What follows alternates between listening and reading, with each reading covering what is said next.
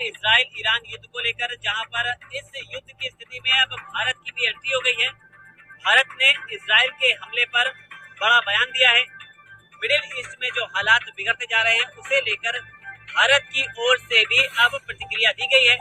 आपको बता दें कि इजराइल ने ईरान के ऊपर एक बड़ा हमला किया, जिसमें ईरान के कई प्रमुख लोग जो हैं वो मारे गए हैं। इसमें ईरान के chief of staff Mohammad Bagheri, Hossein Salami और इसके अलावा एक परमाणु वैज्ञानिक की भी मौत हुई है।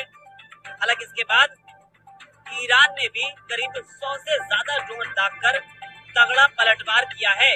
इजराइल की ओर से जो हमला किया गया है उसे ऑपरेशन राइजिंग लॉयन नाम दिया गया है। इसे लेकर प्रधानमंत्री बेंजामिन नेतन्याहू ने कहा है कि एक खास सैन्य अभियान है जिसका मकसद ईरान से होने वाले खतरे को रोकना है। साथ ही उन्होंने ये भी कहा कि जब तक खतरा खत्म नहीं होता हमारा अभियान चलता रहेगा। लेकिन जो बड़ी बात है वो ये है कि इस हमले पर अब भारत की ओर से भी प्रतिक्रिया सामने आई है।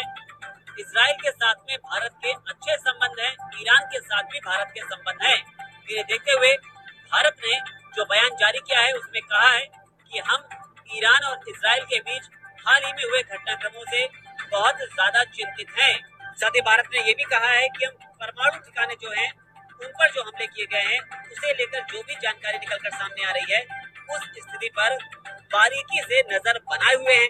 साथ ही भारत ने दोनों देशों से ये अपील की है कि किसी भी तरह का अग्रेशन जो है वो दोनों ही पक्ष न दिखाएं, उससे बचें। साथ ही सुझाव ये भी दिया है भारत ने कि बातचीत और कूटनीति का जो रास्ता है उस रास्ते का इस्तेमाल जो है विवाद को खत्म करने के लिए किया जाना चाहिए।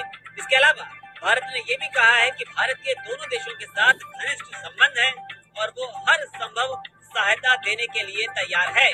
दोनों देशों में हमारे जो मिशन है भारतीय समुदाय के संपर्क में लगातार बने हुए हैं। भारत ने साथ ही उन भारतीयों से भी अपील की है जो इस इलाके में रह रहे हैं। उन्होंने कहा है कि क्षेत्र के सभी भारतीय नागरिकों को अब सावधानी बरतनी चाहिए और सलाह दी जाती है कि जो भी सुरक्षा को लेकर पैमाने तय किए गए हैं उनका पालन किया जाए ताकि वो सुरक्षित रह सके। आपको बता दें कि इस हमले में